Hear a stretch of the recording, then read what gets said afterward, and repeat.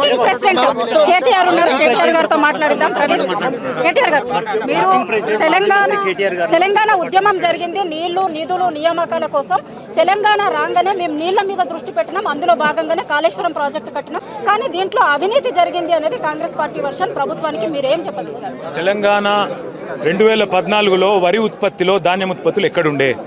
2023లో పంజాబ్ను హర్యానాను తలదని ముంగటికి వచ్చిన మాట వాస్తవం కాదా? ఇది ప్రజలకు అనుభవంలో లేదా? తెలంగాణలో 2014లో భూముల ధర ఎంతుండే?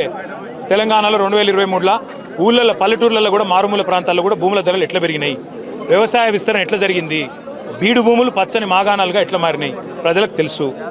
రేవంత్ రెడ్డి, కాంగ్రెస్ పార్టీ, బీజేపీ వాళ్ళు ఎన్ని చిల్లర మాటలు మాట్లాడినా, ఎన్ని లేఖి పనులు చేసినా, ఎన్ని రకాలుగా 20% కమిషన్ 30% కమిషన్ అని వాళ్ళ మీద వస్తున్న ఆరోపణల నుంచి తప్పించుకునే తందుకు ఎన్ని కమిషన్లు వేసినా మేము భయపడం. అందులో కేసీఆర్ గారిని అది కూడా సాగునీటి గురించి అడుగుడు అంటే నాకు తెలిసి లోపల ఏం జరుగుతుందంటే ఆ కమిషన్కు కేసీఆర్ గారు నేర్పిస్తున్నారు. వాగులు, వంకలు, డొంకలు, తెలంగాణలో నదులు, చెరువులు, రిజర్వాయర్లు, కాలువలు ఎక్కడున్నాయి, ఎట్లున్నాయి, 2014లో ఎట్లుండే, ఇవాళ ఎట్లయింది, ఎంత విస్తరణ జరిగిందని లోపల పాఠం నడుస్తుంది. ఏం ఫరక్ పడదు. రేవంత్ రెడ్డి కొంత తాత్కాలికంగా కేసీఆర్ గారిని కమిషన్ ముంగట కూర్చోబెట్టి ఓ పైశాచిక సాడిస్టు ఆనందం పొందుతుండొచ్చు, కానీ ఏం ఫరక్ పడదు. మా ఇంటికి కూడా పీకలేడు. మీరు చెప్తున్నారు, చాలా రోజుల నుంచి చెప్తున్నారు, హరీష్ రావు గారు పవర్ పాయింట్ ప్రజెంటేషన్ ఇచ్చినప్పుడు కావచ్చు, సిడబ్ల్యూసీ చెప్పినటువంటి సూచనల మేరకే అక్కడి నుంచి మార్వడం జరిగింది, మేడిగడ్డకు తీసుకొని వచ్చినాము అని మీరు చెప్తున్నారు. కానీ దీంట్లో ఏదో జరిగింది అనేటువంటి ప్రచారం కాంగ్రెస్ పార్టీ చేస్తుంది. ఈ ప్రచారానికి మీది ఇచ్చే సమాధానం ఏంటి? పచ్చ కామెరల వాడికి లోకమంతా పచ్చగానే కనబడుతుందంట. అట్లే రేవంత్ రెడ్డి చేసే అన్ని లుచ్చ పనులు కాబట్టి ప్రపంచమంతా లుచ్చ పనులే చేస్తుందని ఆయన అనుకుంటాడు. మాకు ఆ కర్మ లేదు. మేము తెలంగాణ తెచ్చిన నాయకుడు కేసీఆర్.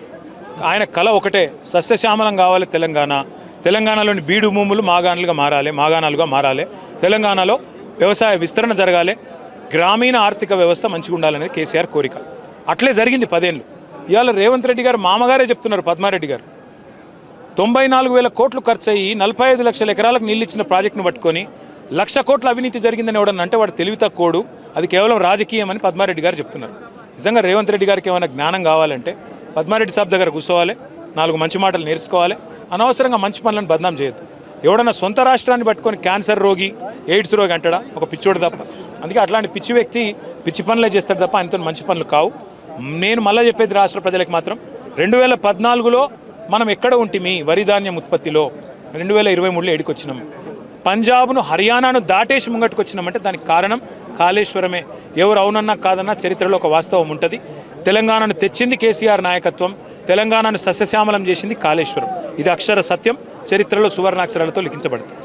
చివరిగా చెప్పండి, మీరు గతంలో తెలంగాణ ఉద్యమం టైంలో అయితే కేసీఆర్ గారు ఒక్క పిలిపిస్తే ఎట్లా తెలంగాణ ప్రజలందరూ వచ్చిరో, మళ్ళీ ఇవాళ ఒకసారి నాకు ఇదంతా చూస్తే అట్లాంటి సిచ్యువేషన్ కనిపిస్తుంది. మీరు తెలంగాణ ఏ పిలుపు ఇవ్వలేదు. వాస్తవం చెప్పాలంటే ఇవాళ తెలంగాణలోని రైతన్నలు ఎవరైతే గుండె రగిలి ఉన్నారో, రైతు బంధు వస్తలేదు, కరెంట్ చక్కగా వస్తలేదు, బోనస్ బోగస్ అయ్యింది, ఆఖరికి పంటలు కొనే దిక్కు లేదు, ముఖ్యమంత్రి గారికి అందాల పోటీల మీద ఉన్న ఆసక్తి పంటలు అన్నదాతల మీద లేదు, వాళ్ళు కడుపు మండి వచ్చిండ్రు.